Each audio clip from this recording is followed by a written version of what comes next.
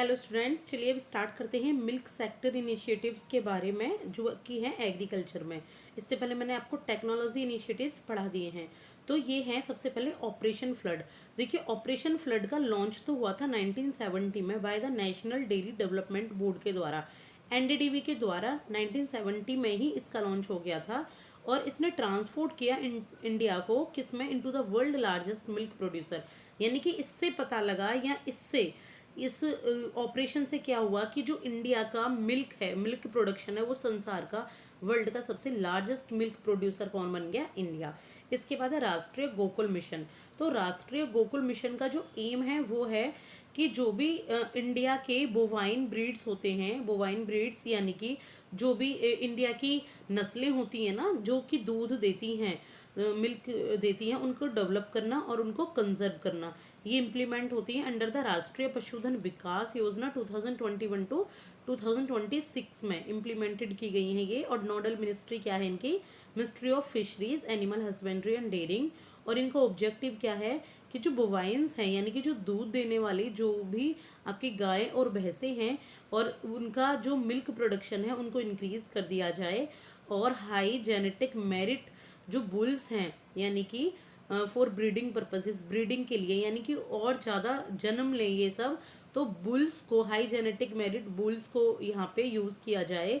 Enhance artificial insemination coverage through strengthening breeding network and delivery of artificial insemination service at farmers door step. और जो कोई artificial अगर preservation की ज़रूरत पड़ रही है तो फार्मर के डोर स्टेप तक उसको पहुँचाया जाए।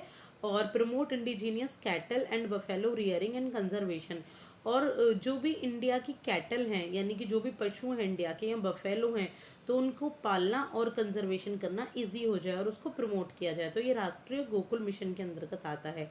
इसके बाद हम पढ़ेंगे daily processing and infrastructure development fund DIDF scheme के बारे में। ये लॉन्च हुई थी 2017 में। और इसका ऑब्जेक्टिव क्या था कि जो मिल्क प्रोसेसिंग है और जो चिलिंग प्लांट्स होते हैं उनको मॉडर्नाइज किया जाए और इनमें वैल्यू एडिशन की जाए, जिससे क्या हो, जो मिल्क प्रोसेसिंग जो भी प्लांट्स हैं या मिल्क प्रोसेसिंग जो चीज़ें हैं वो मॉडर्नाइज हों और उन तक सबकी पहुंच हो। गवर्नमेंट ऑफ इंडिया क्या करेगी कि एक इंटरेस्ट सबवेंशन प्रोवाइड करती है 2.5% किसको, जो नाबार्ड होते हैं उसको। और ये 2019 से 20 इससे स्टार्ट हुआ था और चलेगा ये 2032-31 तक। इम्प्लीमेंटिंग बॉडीज कौन कौन सी है, नेशनल डेयरी डेवलपमेंट बोर्ड है और नेशनल डेयरी डेवलपमेंट कॉर्पोरेशन। तो ये है इसकी इम्प्लीमेंटिंग बॉडीज। इसके बाद देखिए animal husbandry development infrastructure development fund.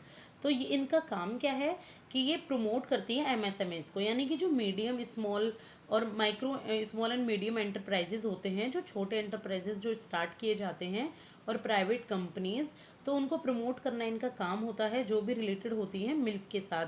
और इनका एम क्या है कि जो लाइव स्टॉक सेक्टर है यानी कि जो पशुओं वाला जो सेक्टर है उनको उनकी इन्वेस्टमेंट को प्रमोट किया जाए और फाइनेंशियल सपोर्ट किया जाए।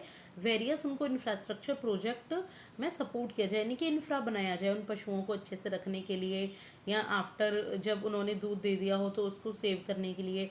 सेंट्रल सेक्टर स्कीमें यानी कि पूरी की पूरी सेंटर खर्चा करता है इस पर।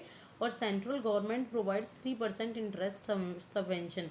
सेंट्रल गवर्नमेंट कितना इंटरेस्ट सबवेंशन प्रोवाइड करती है, 3%, किसको, बोरोवर्स को। और क्रेडिट गारंटी देती है 25% की किस टोटल बोरोइंग की। इसके बाद देखेंगे national dairy development board, NDDB क्या होता है, जो हम पहले भी पढ़ चुके हैं। तो देखिए NDDB क्या होता है, ये एक इंस्टीट्यूट होता है, इंस्टीट्यूट ऑफ नेशनल इंपॉर्टेंस, और 1965 में एस्टेब्लिश हुआ। एक स्टेटरी बॉडी है जो बनी है NDDB एक्ट ऑफ 1987 के द्वारा, और under the ownership of union ministry of fisheries, animal husbandry and dairying. Ownership किसकी है इसके लिए, union ministry of fisheries, animal husbandry and dairying की। तो ये है आपका सभी मिल्क सेक्टर इनिशिएटिव के बारे में। तो next is horticulture sector initiative. तो चलिए स्टार्ट करते हैं।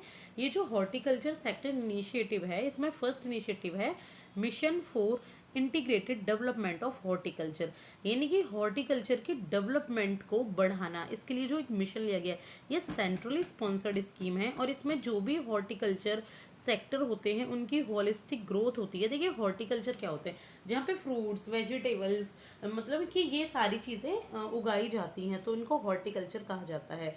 यहाँ आपकी जितने सलाद के आइटम होते हैं, फ्रूट्स होते हैं जैसे आपके तरबूज खरबूज, तो इसको हॉर्टिकल्चर कहते हैं। फंडिंग किसके द्वारा होती है, गवर्नमेंट ऑफ इंडिया 60% इसमें फंडिंग करता है। और सेम वही 90 और 10 का रेशियो होता है आपका नॉर्थ ईस्टर्न हिमालयन में, और 40% में स्टेट गवर्नमेंट करता है नॉर्मल स्टेट्स में।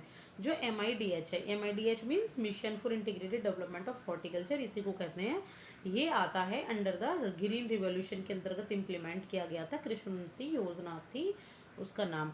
नेशनल हॉर्टिकल्चर मिशन क्या होता है, NHM, ये एक सेंट्रली स्पॉन्सर्ड स्कीम है, और ये MIDH के अंदर ही एक सब स्कीम आती है, यानी कि ऊपर वाली जो स्कीम है ना उसके अंतर्गत एक सब स्कीम है ये। और ये लॉन्च हुई थी कि जो हॉर्टिकल्चर सेक्टर है उसको टोटली उसका प्रमोशन हो हॉलिस्टिक वे में, और area based regionally differentiated strategy अपनाई जाए ताकि एरिया वाइज सबका प्रमोशन हो। इसके बाद है नेशनल हॉर्टिकल्चर बोर्ड। तो जो नेशनल हॉर्टिकल्चर बोर्ड है ये सेटअप किया गया गवर्नमेंट ऑफ इंडिया के द्वारा 1984 में as an autonomous organisation under the administrative control of the ministry of agriculture and farmers welfare. तो ये रजिस्टर्ड होता है, it is registered as a society under societies registration act. Objective क्या है इसका, ऑब्जेक्टिव है इसका कि प्रमोट किया जाए हॉर्टिकल्चर इंडस्ट्री को, और ताकि ना हेल्प मिले कोऑर्डिनेशन सस्टेनिंग करने में प्रोडक्शन को, और प्रोसेस करने किसको, फूड और वेजिटेबल्स को। इसके बाद है हॉर्टिकल्चर क्लस्टर डेवलपमेंट प्रोग्राम।